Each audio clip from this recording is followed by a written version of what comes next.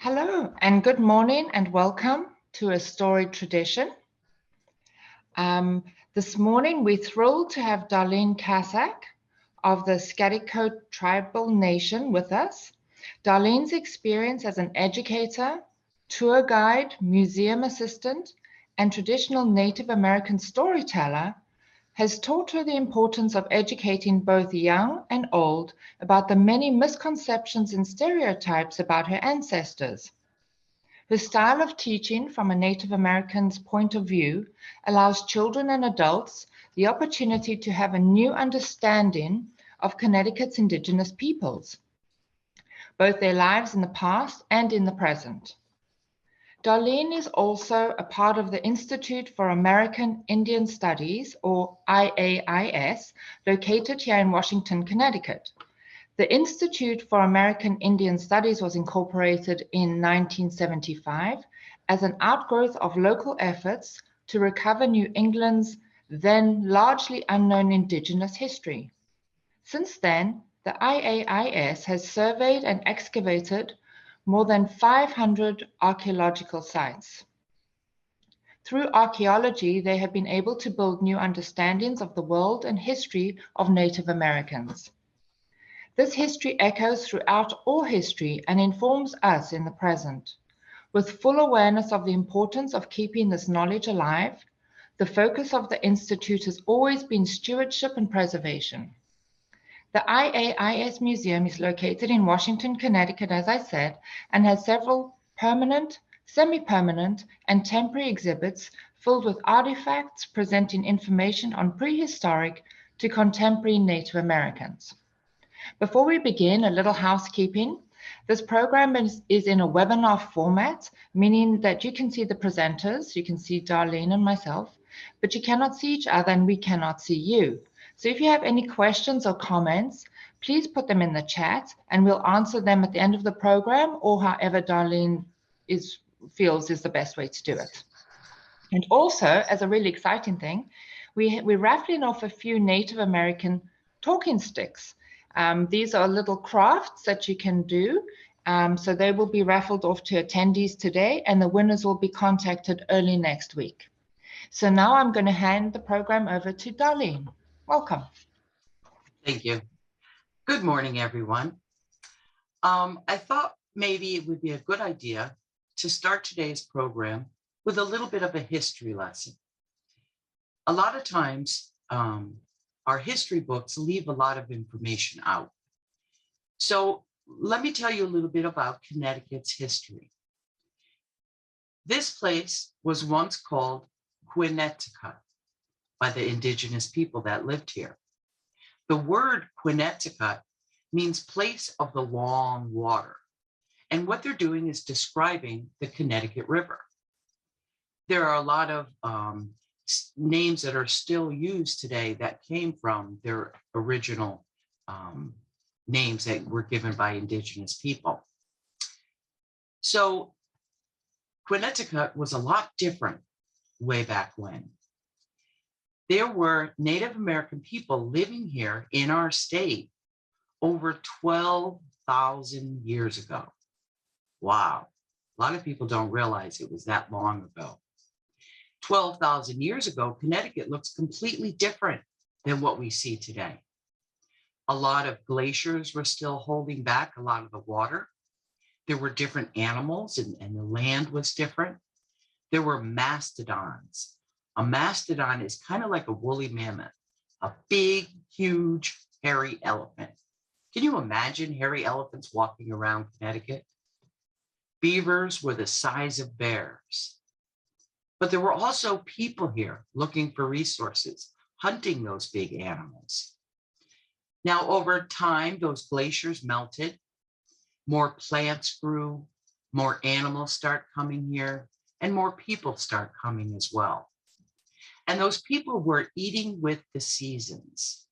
And what that means is that during different seasons of the year, they would migrate across Connecticut to harvest those resources. So in the summer months, they might go down near the ocean to harvest different shellfish and seafood and such. And then in the winter months, they would migrate inland for hunting purposes. So they didn't stay in one place. They were moving from place to place. What you see behind me is the type of home that the chief or the leader would live in. It's called a longhouse. Individual families would have lived in something called a wigwam. Now, if you look real close at this picture behind me, you could see a lot of tree bark, and you could see a lot of young trees called saplings that are bent into an arch. How to make these homes was something that was passed down from one generation to the next by word of mouth. They didn't write things down in books like we do today. So these skills and these ways of life were something that, was important to them, and they needed to preserve that history and way of doing things. And it was the job of storytellers to pass that knowledge down from one generation to the next. And that was a big job. Storytellers would teach children important life lessons. They would teach them how to live in harmony with nature. They would teach the consequences of bad behavior, or they could teach, different skills and different ways of doing things. For example, with building a home, you would have to cut those young trees, those saplings, in the spring, because in the spring, the trees have a lot of water in them, and you could bend those saplings into an arch. If you tried to do that in the summer months, or you tried to do that in the winter, those saplings would just snap in half. Also, the bark, you'll see big sheets of bark on the outside of these homes. Those sheets of bark were peeled off the tree in the spring as well. If you tried to peel it off in the summer months or in the winter months, it's like peeling the skin off of an apple. You would only get little tiny sheets. But if you do it in the spring when there's a lot of moisture in that tree, it's like peeling an orange. You get big, thick chunks. So there was a lot of thought and a lot of preparation that went into making one of these homes. We use this longhouse at our museum for a classroom.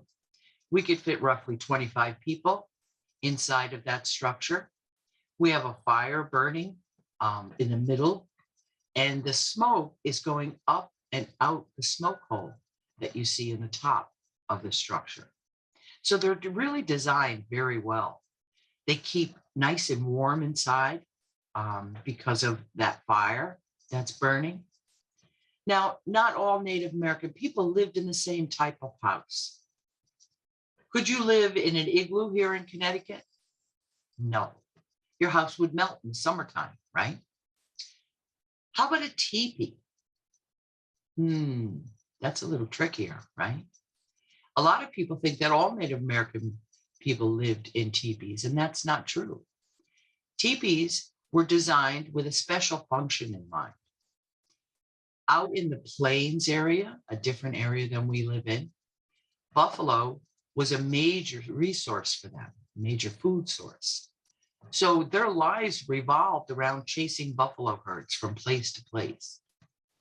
They needed a home that was easy to take down and drag away with them. So a teepee is made to collapse easily. Now, if you had a teepee here in Connecticut and we had these big heavy snows that we have, that teepee would collapse. So it wouldn't be a good idea for a home. Also, the outside of a teepee is covered in buffalo hides, the outside of a buffalo.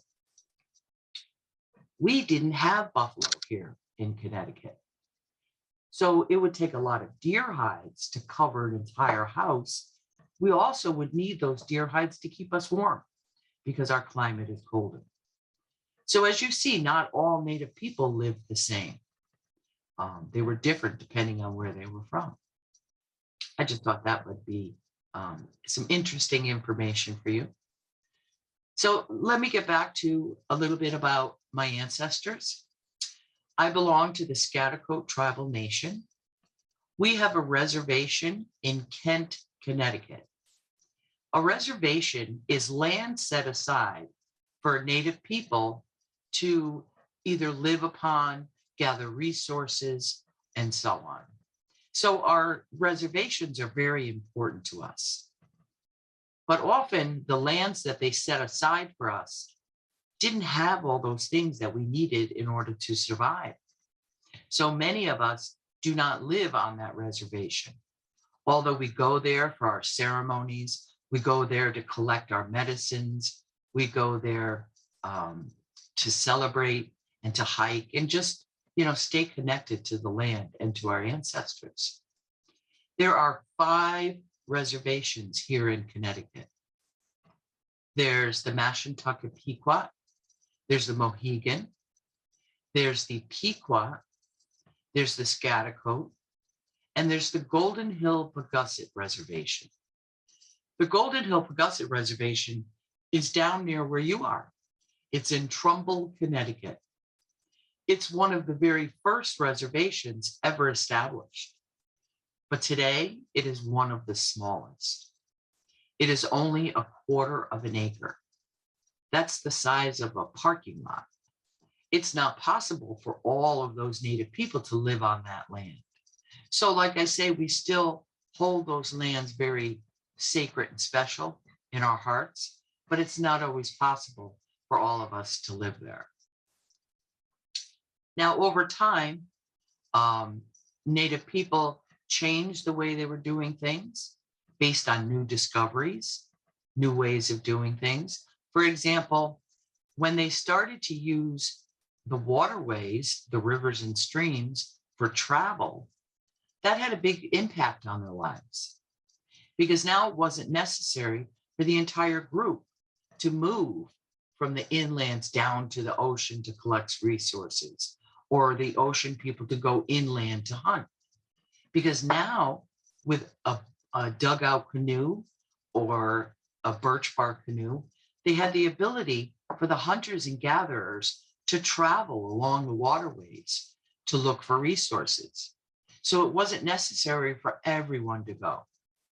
So about 5,000 years ago, that's when village life was established, where a majority of the people would stay in one place and the hunters and gatherers would leave and return. So there's many changes that happened throughout time with Native American people and the way they live. New developments like the dugout canoe and the birch bark canoe had a major impact on their lives. Another major impact was through trade, corn makes its way up to Connecticut from Mexico. Now, corn was a very reliable food source. When you go hunting and gathering, you're not really sure what you're going to come back with. But when you plant a garden, you can visually see what your food is going to be later on, right, at the end of the season. Now, they planted a little bit differently. They planted in hills spaced far apart, and each hill had 3 plants: corn, beans, and squash. And they call those 3 plants the 3 sisters, because each one of those plants is helping the other one grow, much like sisters do when they're growing up. In the middle of the hill, they planted corn. Corn grows up nice and tall. Around the outside of the corn, they planted green beans. Green beans need something tall to wrap around. Along the bottom, they planted pumpkins, squash, or gourds. These are plants that have big leaves that would keep the weeds down, would keep the moisture in the soil, and the prickly vines would keep some of the critters away. Now, what's really amazing is that those 3 plants are not only helping each other grow, they're also helping that soil remain in balance. Because corn takes nitrogen out of the soil.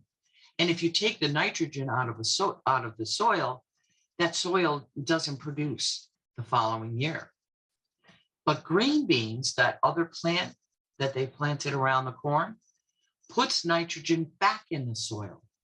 So those hills can be replanted year after year after year after year. Pretty amazing. Now, they knew that through observation. They knew that from passing things down by word of mouth. Today, we understand why it works through science. So it's important that we look at things from different points of view, right? Science tells us why that garden works so well, but it's traditional knowledge of the native people that was passed down that created this way of gardening. And that's where storytellers come in. Storytellers were vital. Because they didn't write things down, they felt that if you share something by word of mouth, it could never be lost. It could never go away. If you continuously spread that message from one generation to the next, it'll stay intact. Something written on a piece of paper can be torn up, can be thrown in the fire, can be damaged by the wind or the rain, but something by word of mouth will always be there. So our stories and our way of life have been passed down from one generation to the next for thousands and thousands of years. It's pretty cool. Now, it's kind of like that telephone game you might play, where one person whispers in another and another and another and another, and then it finally gets to the end, right? Now, sometimes it changes a little bit as one person hears it and retells it to the next. But as long as that message, that lesson that's inside what that story is about stays intact, that's all that really matters. So I find it an honor to have been chosen to be what's called a traditional Native American storyteller. What that means is I've been given permission to share our stories with others to help preserve those stories and make sure that they never disappear. Our stories are powerful. Our children's stories teach valuable lessons in life. Now, it's very similar to some of the stories you may have grown up listening to. If you've ever listened to the Boy Who Cried Wolf story, right? Remember that one? What's the lesson that you learned from that story? Anybody want to type in the chat? What lesson did you learn from the Boy Who Cried Wolf?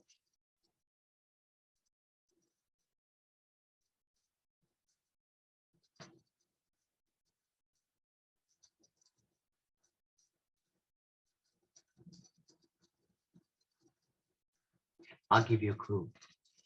In The Boy Who Cried Wolf, the lesson is don't lie. Because if you keep lying over and over again, people won't start, they'll stop believing you. So a lesson can be taught in many, many ways. You have probably learned many lessons in your lifetime through stories. Okay. So I'm going to share a couple of stories, but first let me tell you a little bit about how I learned my stories. I don't read them in a book.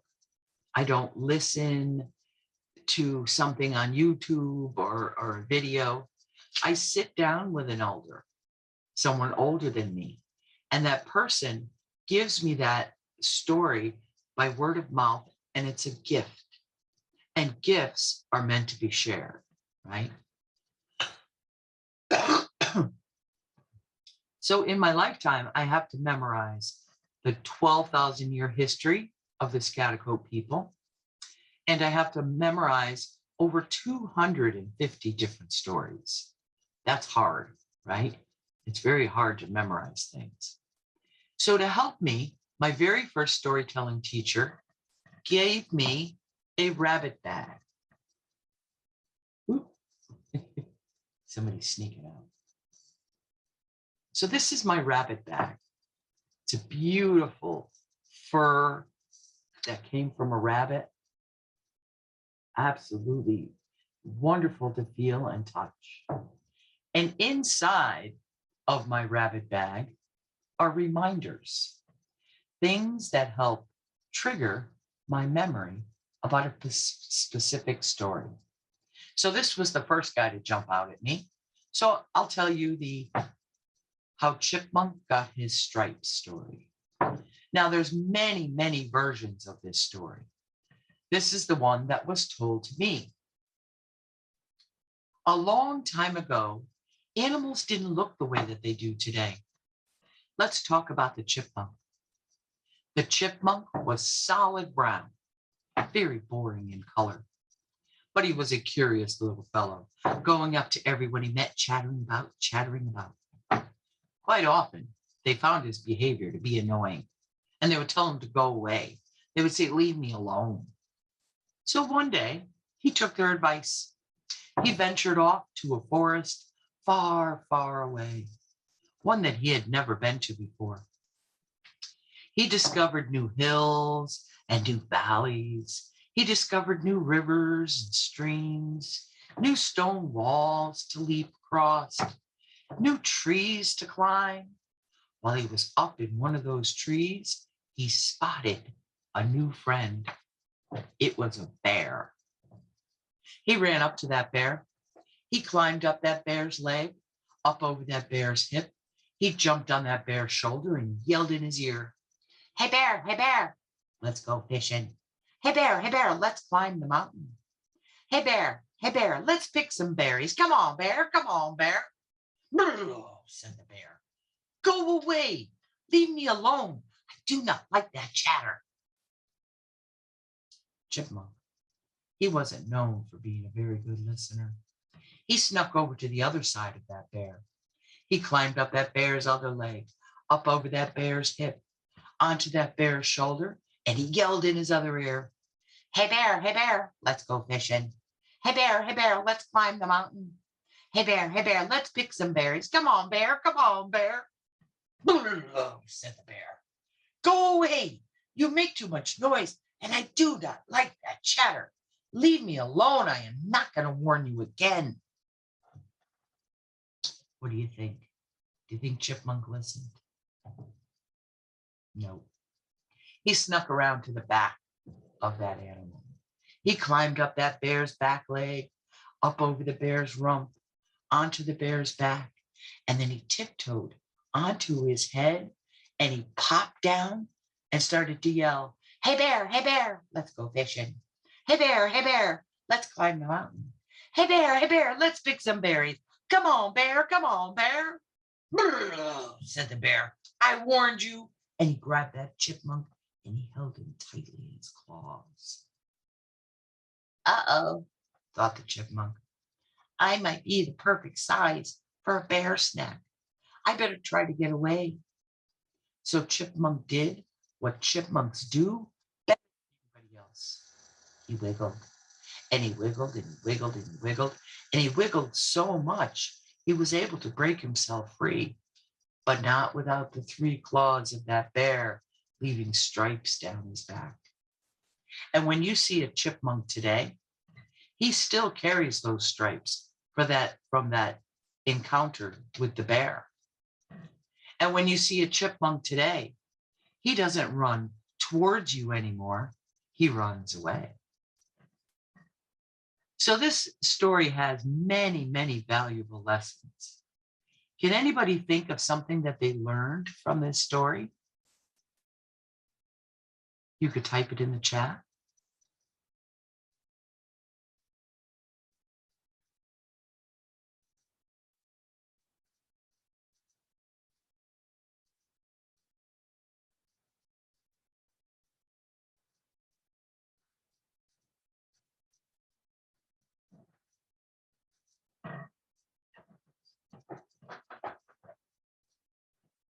If someone asks you to leave them alone, should you honor their wishes? What do you think?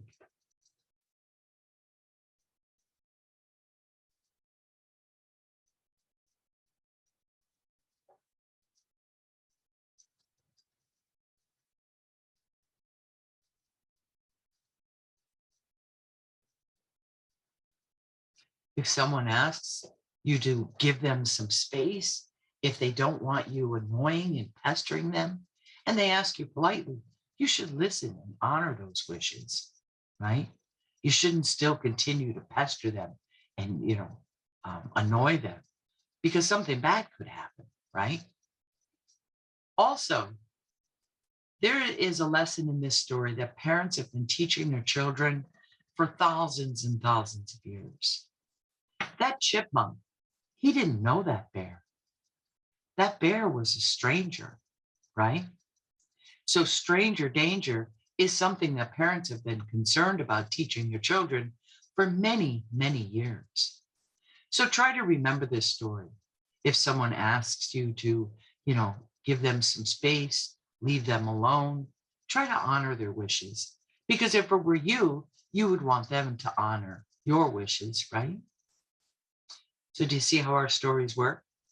Cute little stories about talking animals that carry valuable lessons that you can carry with you for the rest of your life. Let's see who's going to come out of the rabbit bag next.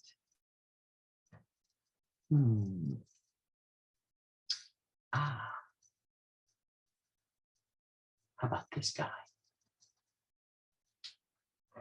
A long time ago, animals didn't look the way that they do today. Let's talk about the rabbit. The rabbit had teeny tiny little ears. They were smaller than a mouse. And because he had such small, tiny ears, he couldn't hear very well. One day, the animals in the forest were planning a wonderful celebration, and they wanted Rabbit to join them. So Raccoon ran up to Rabbit and said, "Rabbit, Rabbit, bring your drums, bring your rattles. Meet us down by the river near the oak tree. It's going to be a wonderful celebration, and we really want you to be there. Hurry up." And Raccoon took off. But because of those tiny ears, Rabbit couldn't hear him very well. So Rabbit yelled, "What? Huh? I can't hear you. Can you say that again?" But it was too late. Raccoon was long gone. A little while later, Fox came up. "Rabbit, the celebration has begun. You're going to miss out on a wonderful time. We really want your company there. Meet us down by the river near the oak tree. It's going to be a fabulous time." And the fox ran off. Again, Rabbit couldn't hear. So again, Rabbit yelled, "What? Huh? I can't hear you. Can you say that again?" Too late. He was long gone, and he didn't hear Rabbit. Finally, the deer came galloping up. "Rabbit, the celebration is going to end pretty soon, and we know how disappointed you'd be if you didn't get there. Please hurry up. Meet us down by that river near the oak tree. There'll probably still be some food and laughter. Hurry up. I'll see you there." And the deer galloped away. Again, Rabbit couldn't hear. So again, Rabbit yelled, "What? Huh? I can't hear you. Can you say that again?" When Rabbit looked out into the forest, he noticed something. All of the animals were gone, and he was left there by himself. He sat upon a log, and he began to cry. Where have all the animals in the forest gone? It looked like they were running off into the same direction. It looked like they were going together to do something fun. But why didn't they want me to go? Why did they leave me here all alone? And he cried, and he cried, and he cried. Well, there's this magic man. His name is Guskabi. And Guskabi had a very important job, and that was to make sure things went well for the animals and the people. When Guskabi saw that Rabbit was crying, he wanted to help. So Guskabi walked up to Rabbit and said, "Rabbit, why are you crying? Can I help you?" And Rabbit looked at him and said, "What? Huh? I can't hear you. Can you say that again? So this time a little louder, Gustavi yelled, "Hey, rabbit, why are you crying? Can I help you?" Rabbit looked at him and said, "What? Huh? I can't hear you. Can you say that again?" Oh, rabbit, thought Gustavi. So Gustavi took a deep breath in and he yelled at the top of his lungs, "Hey, rabbit, why are you crying? Can I help you?" He yelled so loud he almost passed out. Rabbit looked at him and said, "What? Huh? I can't hear you. Can you say that again?" Oh, rabbit, thought Gustavi. Let me help you, rabbit. So Gustavi went up to Rabbit and he took those little tiny ears and he started to pull on them. But Rabbit didn't hear him when he said he was trying to help. So when Gustavi pulled this way, the rabbit pulled that way. And Gustavi pulled this way, and the rabbit that way. And Gustavi pulled this way, and that way, and this way, and that way, and this way, that way, this way, that way. Stretch. "Oh no," said Gustavi. "I think I got carried away. I think I pulled your ears too hard. Look what I did to them. They look ridiculous. You can't run around the forest looking like that. Let me fix them. Let me put them back just the way they were."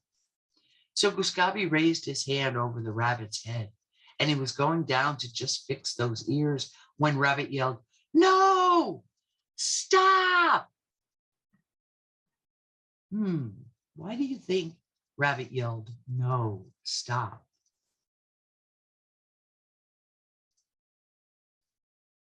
He yelled, "No, stop," because he could hear beautifully now with those long ears. He said, "Please leave my ears just as they are. I love them. I can hear everything around me." So this story explains how Rabbit got his long ears.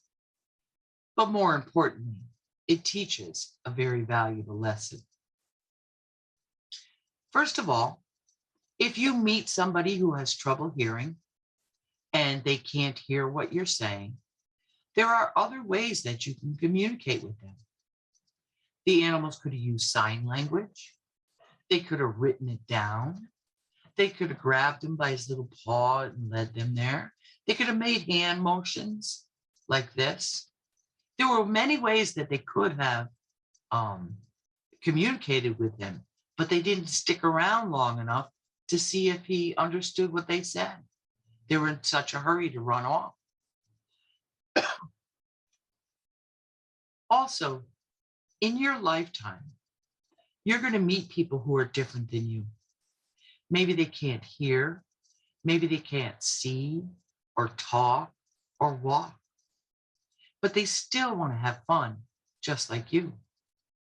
So the next time you and your friends are planning something fun to do at school or after school, and you see somebody who's a little bit different, think about how you can include them in on those fun things that you and your friends are doing. Because if it were you that were different, would you want to feel left out and alone like that rabbit? No, right? Let's see. Who's going to come out next?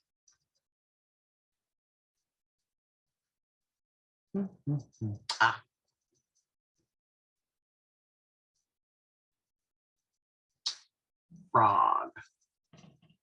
A long time ago, animals didn't look the way that they do today. Let's talk about the frog. The frog had big, sharp teeth, and he used those teeth to crack walnuts because walnuts felt so good in his belly.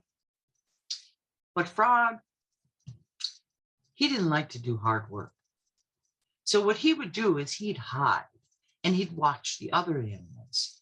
And when those other animals were finished with their hard work, he'd go along and steal from them.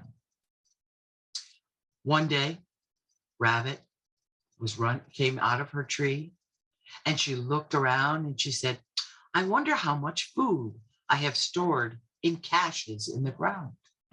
So she dug up her cache and she looked and she uncovered her storage of nuts. When she looked down, there weren't very many nuts there, and she yet screamed, "Yikes! Winter's cold, winter's long. I have many children, and they eat a lot. I better go get some more walnuts." So she ran out into the woods, and she gathered more nuts and gathered more nuts and gathered more nuts. She came back to that hole in the ground with an armful of nuts, and she dropped them in there. When she looked down to assess what she had, she realized she didn't really have that much to last a whole winter. And she said, "Yikes! Winter's cold. Winter's long. I have many children and they eat a lot. I better go get some more."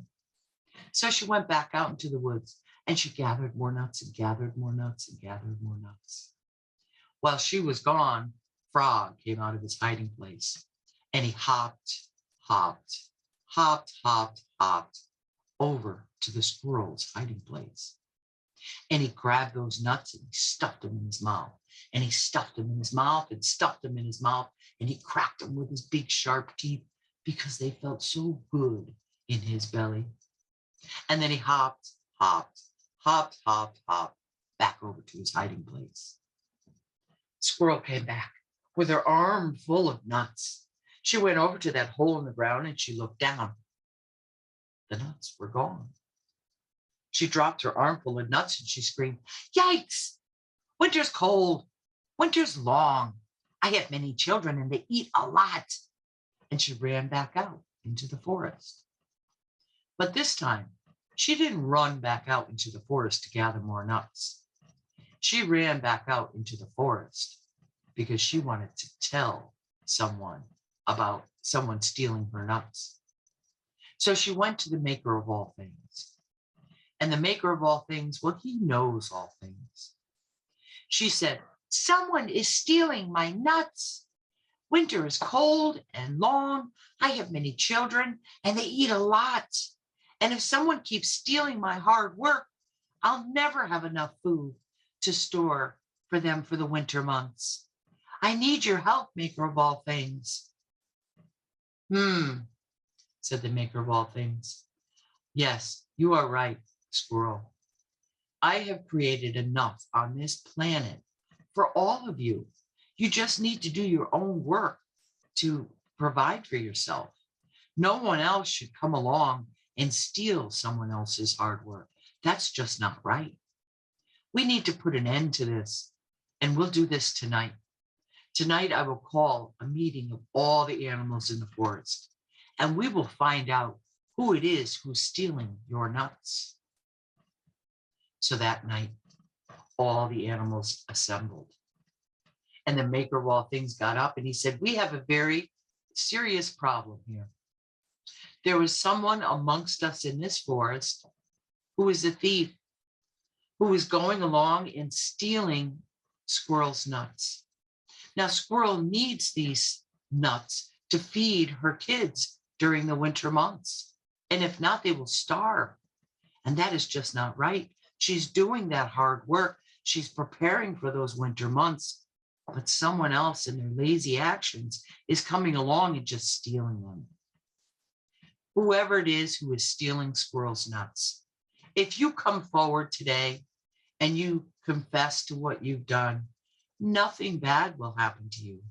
We just need for this behavior to stop. Who amongst us is stealing Squirrel's nuts?" And he waited, and he waited, and he waited, and no one came forward. This made him angry.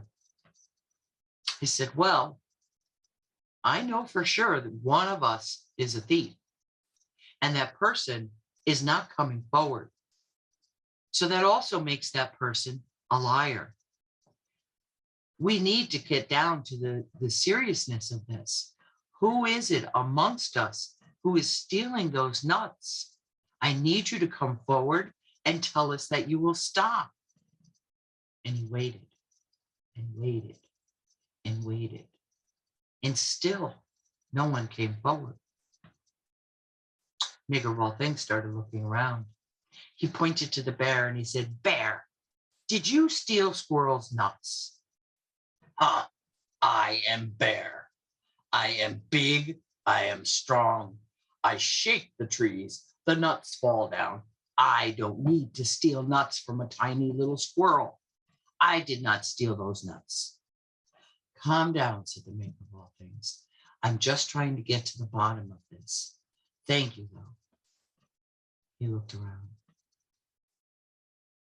"Snake, did you steal squirrel's nuts?" "Certainly not," said the snake. "I am a snake. Why would I steal squirrel's nuts? I have no teeth to crack them." Maker of all things chuckled. He said, "Calm down. I'm not accusing. I'm just trying to get down to the bottom of this. But you know, Snake, you have given me a good idea. I have an announcement to make to all of you animals in the forest. Because no one came forward, I have to take things in my own hands. Tonight, when all of you are sleeping, those of you who did not steal squirrel's nuts will sleep beautifully. You will have wonderful dreams. And when you wake up in the morning, you'll feel refreshed and ready to start a new day.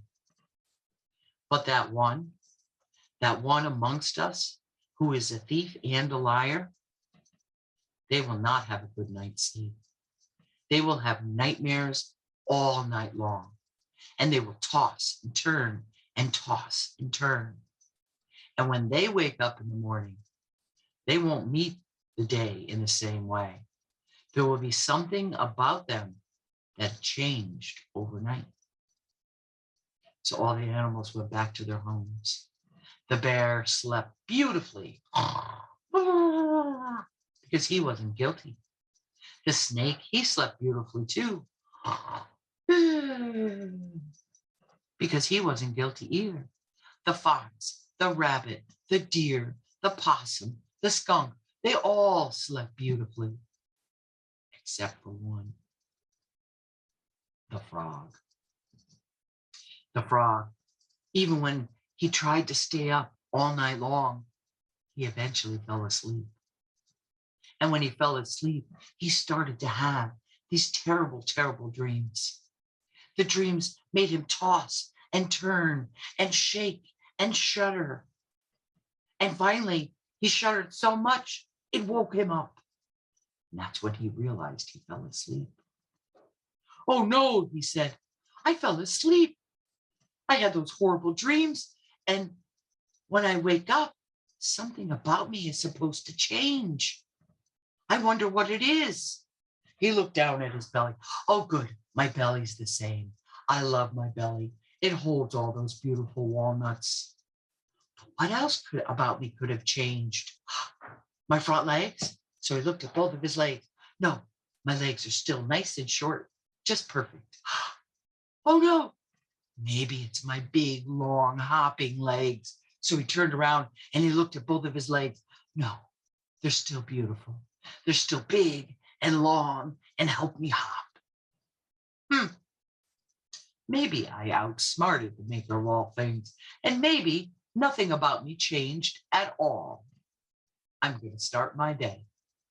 So the frog left his sleeping quarters and he started to hop, hop, hop, hop, hop over to the edge of the pond so he can get some water to greet the day. As he bent down to drink some water, his reflection shone back at him. And it was then that he realized what it was about him that had changed. Those big, beautiful teeth that he used for cracking walnuts were gone. "Oh no," he said, "how will I enjoy those walnuts again? I love those walnuts so much they fill my belly." And from this day forward, frogs have no teeth. And this is why Native American children, instead of putting their teeth that fall out under the pillow for the tooth fairy. Sometimes they take it over to the edge of the pond and they fling it in the mud, hoping that a frog will come along, find that tooth, pop it in his mouth, and enjoy walnuts one more time. And you know this story is true, because if you go to the edge of the ponds and you listen real carefully, you could hear the frogs calling for that food that they miss so much. If you listen real carefully, you'll hear them go, walnuts, walnuts, walnuts, hoping that children would leave their teeth behind so that they can enjoy that food once again. This is another story that teaches a good lesson. It's not right for people to steal the hard work of someone else, right? The maker of all things said he has given everyone here everything they needed to survive, but they just needed to do a little hard work to obtain it. Someone coming along and stealing someone's hard work is not right, right? So this is just another story of teaching how to behave and how to be a good human being, and also the consequences of bad behavior. Because of Frog's bad behavior, he lost something that he loved very much. Let's see, I think we have time for one more. Let me wet my whistle.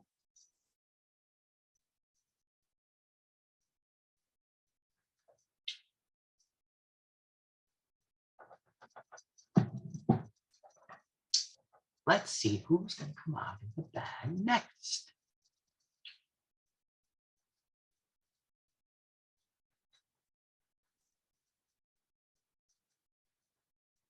Ah, turtle.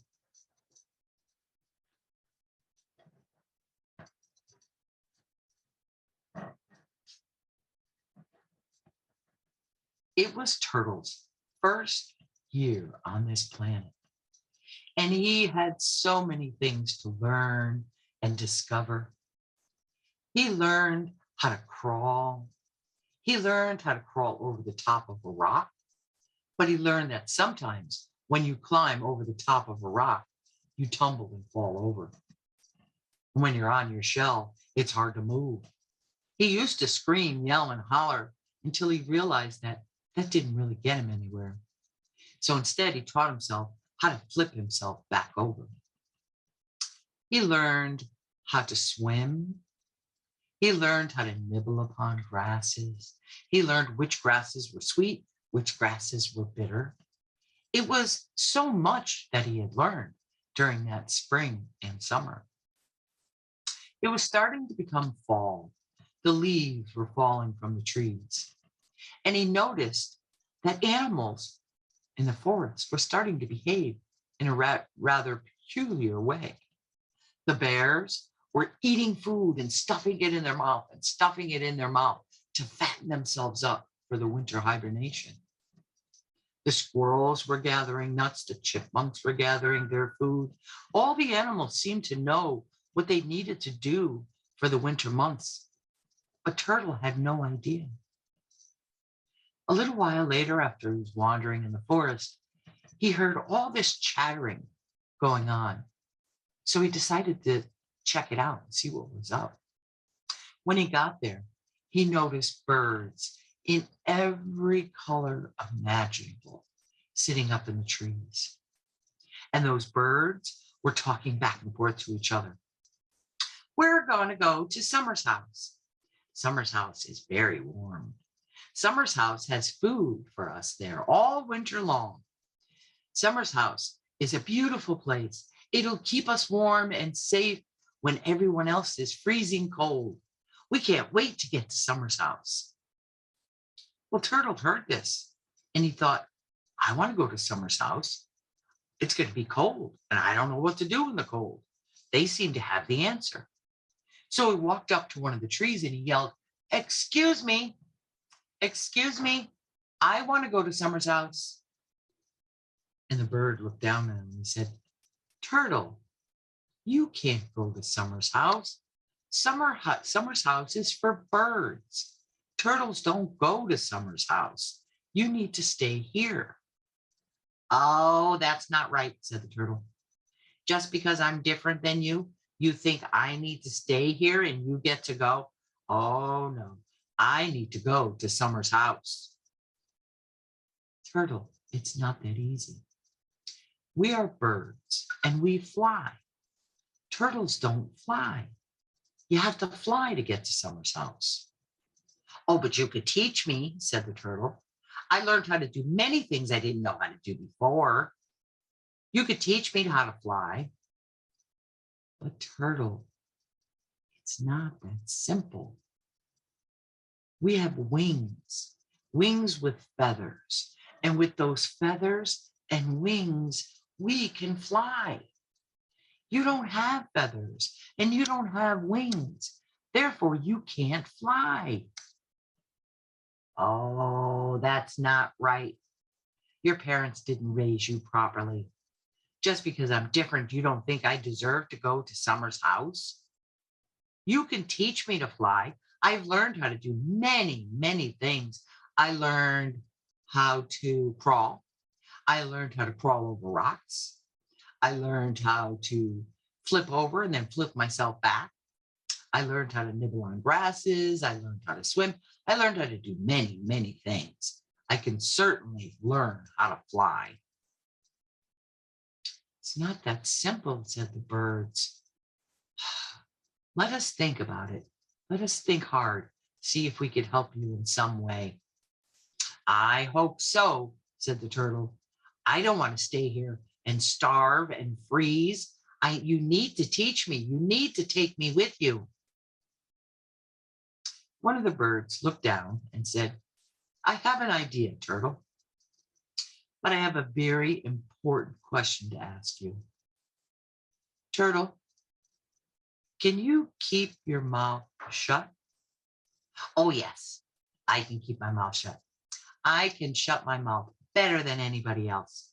I shut my mouth when I'm swimming. I don't drown. All that water doesn't go down my throat. I know how to shut my mouth when I swim. I know how to shut my mouth when I'm eating, right? When I'm nibbling on grasses, I keep my mouth shut. I used to keep it open and all the food would fall out, and that was kind of rude. So now I keep my mouth shut when I'm eating. This way the food doesn't fall out or anything.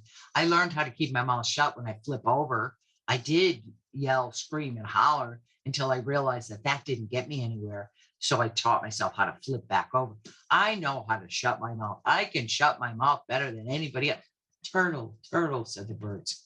I think you get our point. And with that, two birds clutched onto a stick. And they flew down and they put that stick in front of Turtle. And they said, Turtle, shut your mouth around this stick, but you cannot let go. You cannot let go no matter what. Okay, said the turtle. And he went chomp and he held onto that stick really tight. And with that, the birds started to flap their wings. And as they flapped their wings, Turtle's neck started to stretch. And then his body started to stretch. And then finally, bing, he left the ground. He thought to himself, this is cool. I told these birds I could fly. The birds kept flying and flying and flying. Turtle holding onto that stick really tight, not opening his mouth for anything. The birds flew higher and higher and higher. Turtle looked down and he thought to himself, how high are we going to go? We're way up there now. That's a long way down. I didn't think about this very well. I didn't think this through carefully. Wonder how long it's going to take to get to Summer's house. I wonder if there's food for turtles at Summer's house. Oh, this wasn't a very good idea. Talking about food, now I'm hungry. I didn't eat before I left on this journey, and who knows how long this journey is going to take. I think I need to Tell the birds I want to get down, but I can't open my mouth. I know, I'll make noises. So with that, he went, "Mm, mm," trying to get the birds' attention, but they paid him no mind. They just kept flying and flying and flying. How rude, he thought to himself. Here I am trying to get their attention and they're not listening to me. I know, I'll make noises and I'll move my arms around. That'll get their attention. So this time he went, "Mm, mm, mm," and he made a cutting motion with his arms across his belly, as if he didn't eat something, he was going to get cut in half. Mm. And still, the birds continued to fly. They paid him no attention. How rude, he thought. Here I am on the verge of starvation, and they're not listening to me. They're ignoring me. This is ridiculous. I'm going to try one more time. I'm going to make the most noise I can, and I'm going to move my arms around as much as I can. They have to let me down. I am starving. And with that, he went, "Mm, mm." And the birds kept flying. This made the turtle furious. All of a sudden, he yelled at the top of his lungs, "Why won't you listen?" When he opened his mouth to yell, he let go of that stick and he started to tumble down and down and down. Oh no, this is all the sky's fault. The sky dropped me. This is gonna hurt. I wonder what I should do. And as he got closer and closer and closer to the ground, he realized he knew how to do something, and he flipped himself over. So when he landed on the ground, he landed right on his shell. He laid on the ground.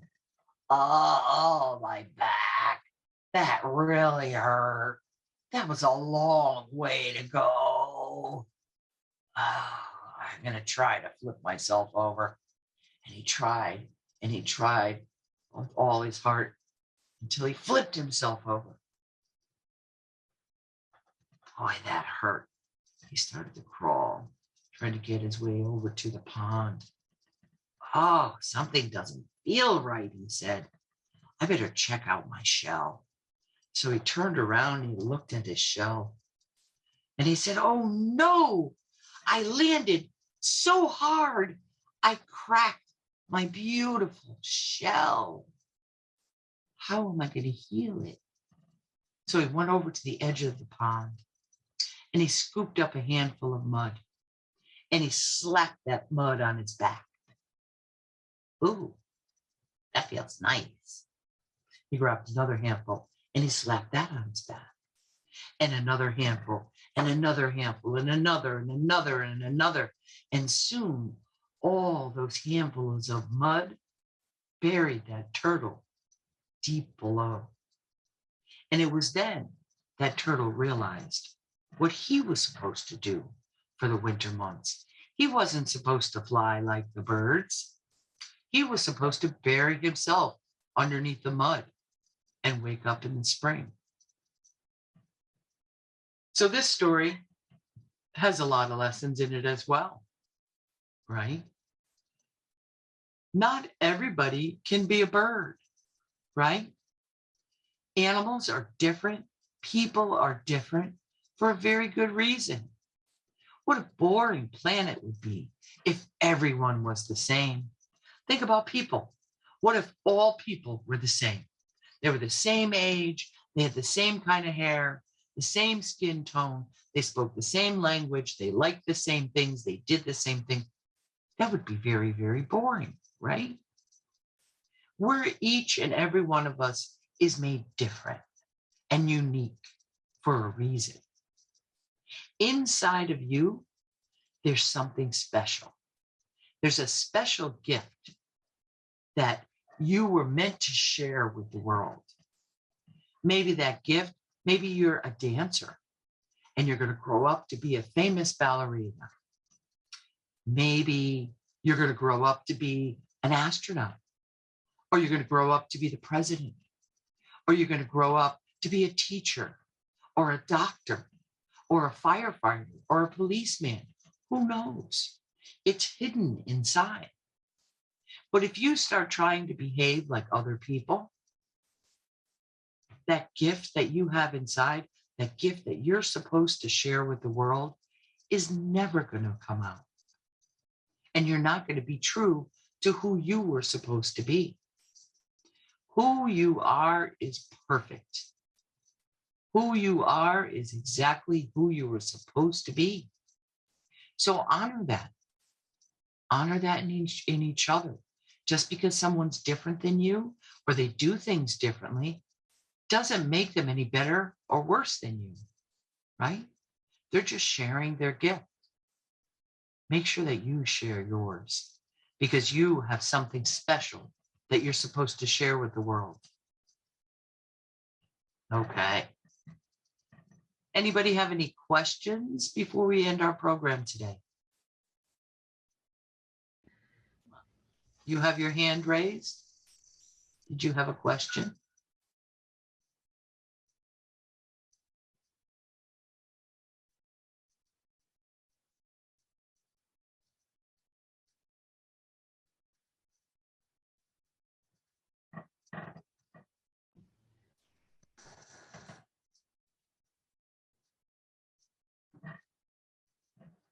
Well, I hope you enjoyed this program. And I hope you remember some of these lessons that were in these stories.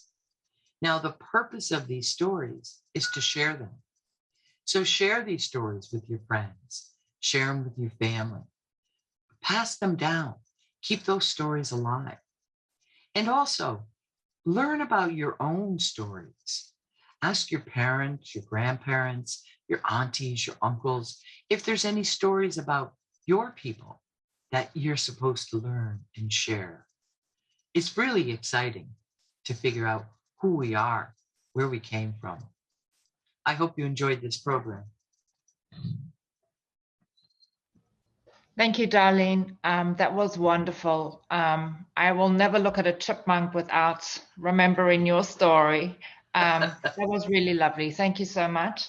And Darlene we do have some talking sticks. I wonder if you could just give us 1 minute to tell us what the talking stick is. Exactly. The talking stick is a beautiful tool. In our communities, when important decisions were needed to be made, everyone would gather in the Longhouse like this. Now, you know how sometimes when you're trying to decide something important with a group of people, everybody's yelling at the same time, and nobody really feels like they're being heard. So with a talking stick, it allows one person to voice their opinion at a time. So whoever is holding the talking stick is the only person who can talk, and everyone else remains silent and listens. When that person who's holding the talking stick feels that their voice has been heard, that their opinion has been heard, they pass the stick to the next person. And then it's the next person's turn to voice their opinion while everyone out of respect remains silent. And the stick gets passed from one person to the next, all the way around that circle until a decision is made. So it's a way to have a very meaningful conversation and a way to make sure that everyone's voice, everyone's opinion matters. My son is 41 years old. I still use a talking stick in my house. Whenever we're all trying to decide something and we're talking over each other and no one's listening, I'll take down that talking stick and we'll use it as each person voices their opinion until we come up with a solution. So try it. It's a great tool, especially little people. Sometimes little people feel like their opinion's not heard.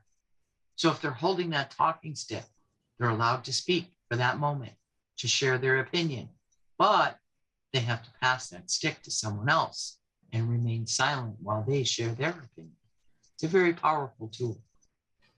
Thank you for that. So, so I think all our participants today will be getting a stick, the craft kit to make that talking stick. We'll be in contact with them. And once again, Darlene, thank you so much. I learned a lot. You're welcome. I love the storytelling, and I hope everyone has a wonderful day. You too. And remember, learn your own family stories. It's a wonderful journey. Thank you. Bye-bye, Take care. everyone. Bye.